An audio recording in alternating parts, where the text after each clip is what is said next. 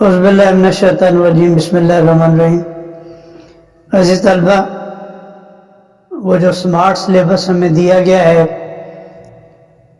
اس کے مطابق ہمارا اگلا شاعر شیخ غلام حمدانی مصفی ہیں، ان کو ہم پڑھیں گے۔ ان کی پہلی غزل ہمارے نصاب میں شامل ہے۔ خواجہ میر درد کی بھی پہلی غزل اور مصفی کی بھی پہلی غزل نصاب میں شامل ہے۔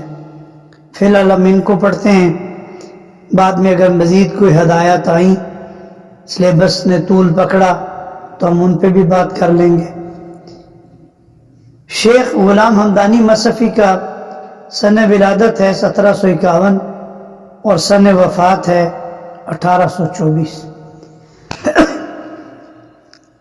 یہ امروہہ میں پیدا ہوئے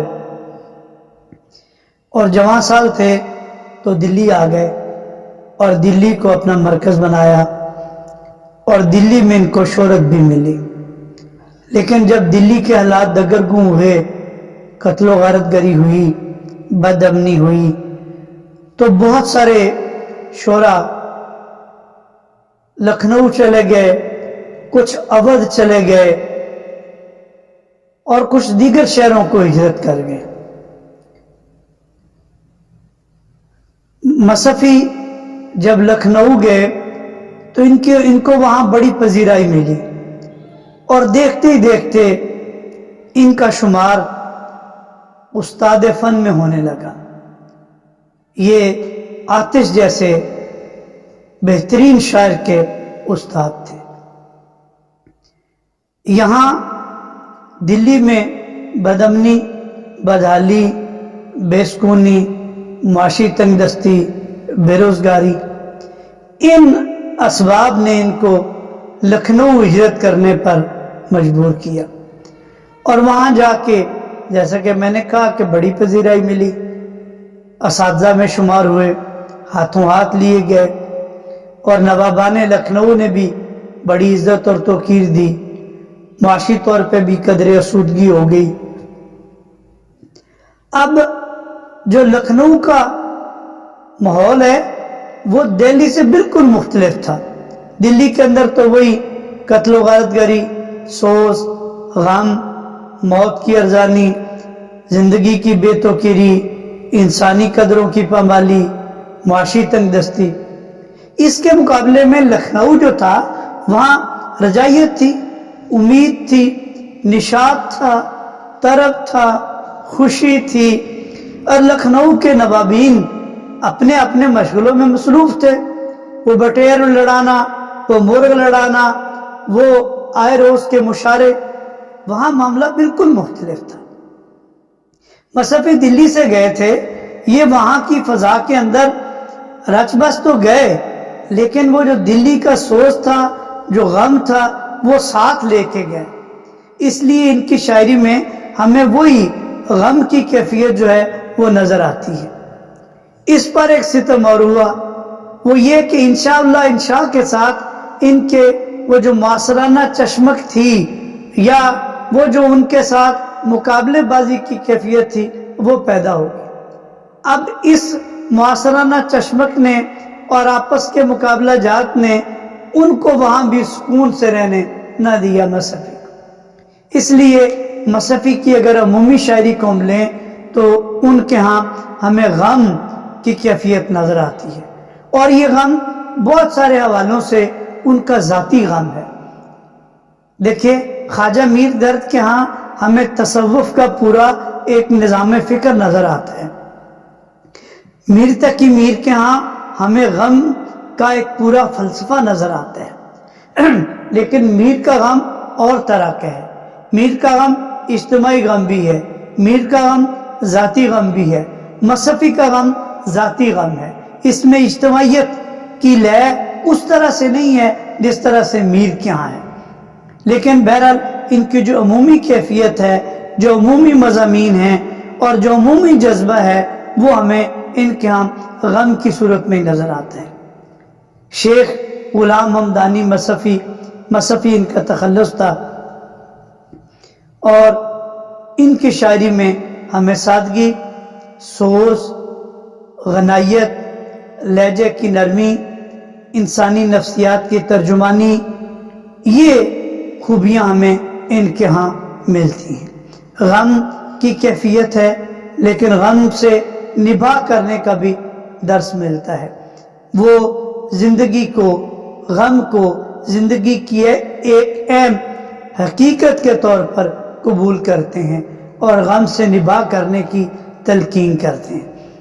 ان کا جو غم ہے وہ ان کا ذاتی غم ہے، اور کسی حد تک اجتماعی غم جو ان کے لاشعور میں تھا جب وہ دلی سے مختلف مصائب کی بنا پر لکھنؤ میں ہجرت کرنے پر مجبور ہوئے۔ میں مطلع پڑھتا ہوں غزل کا۔ دنیا میں جب تلک کہ میں اندوگیں رہا، غم دل سے اور دل سے میرے غم کری رہا۔ مطلع ہے، اور مطلع میں ہی غم کا مضمون ہے، اور غم کو زندگی کی اہم حقیقت کے طور پہ پیش کیا ہے، اور اس میں اپنا ذاتی تجربہ بیان کیا ہے، اپنی ذات کو پیش کیا ہے۔ وہ کہتے ہیں کہ میں دنیا میں جب تک دنیا میں جب تلک کہ میں اندوگیں رہا، اندوگیں غم زدہ، غمگین، پریشان حال، مضطرب، معذرت، غم دل سے اور دل سے میرے غم قریب رہا، قریب رہا۔ تو یہاں غم کی کیفیت کو بیان کرتے ہیں۔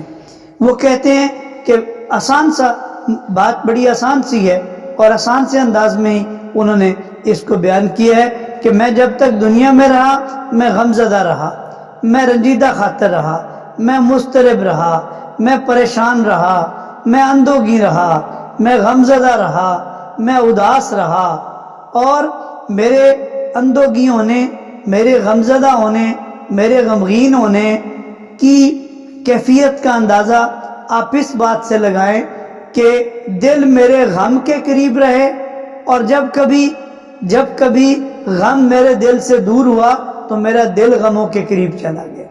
یعنی دونوں صورتوں میں میرا دل غم زدہ ہی رہا، کہ غم دل سے اور دل سے میرے غم قریب رہا، یعنی میرا دل کبھی غموں سے خالی نہیں ہوا۔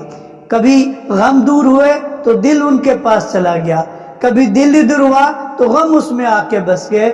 یعنی دونوں صورتوں میں میں غم سے ہی نبھا کرتا رہا، میں غمگین ہی رہا، میں مضطرب بھی رہا۔ یہاں وہ یہ بتانا یہ چاہتے ہیں کہ غم زندگی کا لازمہ ہے، غم زندگی کی اہم حقیقت ہے۔ انسان چاہنے کے باوجود، کوشش کے باوجود غم سے نجات نہیں پا سکتا۔ یہ ہو سکتا ہے کہ خوشی کا دورانیہ آئے بیچ میں، لیکن وہ عمومی طور پہ تھوڑا ہوتا ہے۔ جو ہماری انسانی زندگی ہے اس میں المیہ کی کیفیت زیادہ ہے، خوشی یا طرب یا نشاط کے لمحات کم ہیں۔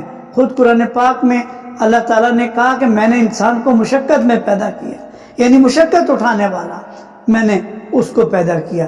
اور جو آپ دیکھیے دنیا کا جتنا بڑا ادب تخلیق ہوا ہے وہ المیہ کی بنیاد پر ہی ہے، اس لیے المیہ کو ادب کے اندر اہمیت ہے، اور پھر انسانی زندگی میں بھی غم یا المیہ یہ زندگی کا لازمہ ہے، یہ جزو لا ينفک ہے، اس سے نجات نہیں ہو سکتی، اس سے آدمی نجات نہیں پا سکتا۔ تو یہاں انہوں نے اسی کی طرف اشارہ کیا کہ میں دنیا میں جب تک رہا میں غم زدہ ہی رہا، اور میرے جو غم ہیں وہ میرے دل کے پاس رہے، اور میرا دل غموں کے پاس رہا۔ کسی لمحے مجھے غم سے فرار یا نجات کی کوئی صورت نہیں ملی۔ اور اگلا شعر بھی اس کی عملی تصویر نظر آتی ہے، غم کی عملی تصویر نظر آتی ہے۔ غم کا لازمی نتیجہ رونا ہے، آنسو بہانا ہے، شدت غم کے باعث آدمی آنسو بہانے لگ جاتا ہے، اور اسی سے پھر آدمی کا، انسان کا کتھارسس ہوتا ہے۔ جب وہ آنسو بہا لیتا ہے تو پھر اس کا غم قدرے کم ہو جاتا ہے، اس کا جو بوجھل دل ہے وہ ہلکا پن محسوس کرتا ہے۔ تو یہاں دوسرا شعر جو بھی میں پڑھنے لگا ہوں اس میں اسی کی عملی صورت ہے۔ رونے سے کام بس کہ شب اے ہم نشیں رہا، آنکھوں پہ کھینچتا میں سر آستی رہا. یہاں بھی وہی رونے کی کیفیت، یہاں بھی وہی غم کی کیفیت، اور رونا غم کا عملی اظہار کہ اے ہمنشیں، اے دوست. اب اس میں وہ ہمنشیں کو اپنی واردات دل سنا رہے ہیں، رات کا قصہ بیان کر رہے ہیں، اور بتاتے کیا ہیں کہ رات کا، شب کا قصہ اے ہمنشیں نہ ہی پوچھ تو بہتر ہے، اور اگر پوچھتا ہے تو پھر سن کہ شب بھر مجھے تو بس رونے سے ہی کام رہا، میں روتا ہی رہا، شب بھر رونے سے ہی کام رہا مجھے، اور میں آنکھوں پہ کھینچتا، یعنی میں آنکھوں پہ کھینچتا سر آستین رہا. سر کنارے کو کہتے ہیں، سر آستین، آستین کا کنارہ، یہ دیکھ رہے ہیں نا اب یہ بازو، یہ اس کو آستین کہتے ہیں. تو بچے بھی جب روتے ہیں تو کیا کرتے ہیں، اس آستین کو اپنی آنکھوں پہ لگاتے ہیں اور اس سے اپنے آنسو صاف کرتے ہیں. تو یہاں بھی وہ اسی ایک تصویر ہمارے سامنے آ گئی ہے، مصوری کی کیفیت ہے، محاکات نگاری بھی اسے کہتے ہیں. کس میں وہ بیان یہ کرتے ہیں کہ ہمنشیں رات کا قصہ تو مت ہی پوچھ، نہ ہی چھیڑ تو بہتر ہے، اس لیے کہ شب بھر مجھے رونے سے کام رہا، اور میں اپنی آستین کے کنارے سے اپنی آنکھیں صاف کرتا رہا، اپنے آنسو صاف کرتا رہا. اب یہاں شاعر نے رونے کے اسباب کی طرف اشارہ نہیں کیا کہ کیوں روتے رہے. غم روزگار بھی ہو سکتا ہے، غم یار بھی ہو سکتا ہے، غم عشق بھی ہو سکتا ہے، تنہائی بھی ہو سکتی ہے، اداسی بھی ہو سکتی ہے، کوئی بھی سبب ہو سکتا ہے، لیکن یہاں اس کی وضاحت نہیں کی گئی، نہ اس کی طرف اشارہ کیا گیا، صرف رونے کی کیفیت جو ہے اس کا ذکر کیا گیا. اب یہ شدت غم کے سبب رونا آیا، یہ غم روزگار کے سبب رونا آیا، یہ دہلی کی ہجرت کو یاد کر کے رونا آیا، یہ یہاں کی بے توقیری کو یاد کر کے رونا آیا، یہ انشاءاللہ انشاء کے ساتھ جو ادبی مارکے تھے، معاشرہ چشمک تھی، اس نے رونے پہ مجبور کیا، غم یار نے رونے پہ مجبور کیا، عشق کی ناکامی نے مجبور کیا.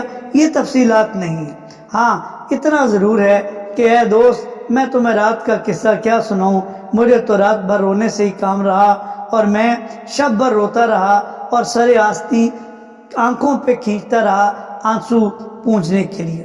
یہاں ایک اور بات بھی سامنے آتی ہے کہ شاعر تنہا ہے، اور تنہائی میں وہ رو رہا ہے، اور کوئی اس کو پرسہ دینے والا نہیں، کوئی تسلی دینے والا نہیں، کوئی آنسو پونچھنے والا نہیں، کوئی اس کا غم بانٹنے والا نہیں. یہاں یہ بھی کیفیت ہمیں نظر آتی ہے. تو یہ دونوں شعروں میں رونے کا ایک مضمون ہے، غم کی ایک کیفیت ہے، اور غم کا ایک اظہار ہے جو ہمیں ملتا ہے، اس میں نظر آتا ہے. میں نے جیسے تعارف میں کہا کہ یہ غم ان کا ذاتی غم ہے، اور ان کے ہاں یہ جو المیہ کیفیت ہے وہ ان کی شاعری میں کم و بیش سبھی میں نظر آتی ہے. لکھنؤ میں رہنے کے باوجود ان کی شاعری میں لکھنؤ والا لہجہ بہت کم نظر آتا ہے. وہ جو رجائیت یا امید یا چھیڑ چھاڑ یا شوخی وہ ان کے ہاں ہمیں نظر نہیں آتی ہے. انشاءاللہ اس پہ ہم مزید پھر کل بات کریں گے. آپ کا بہت شکریہ.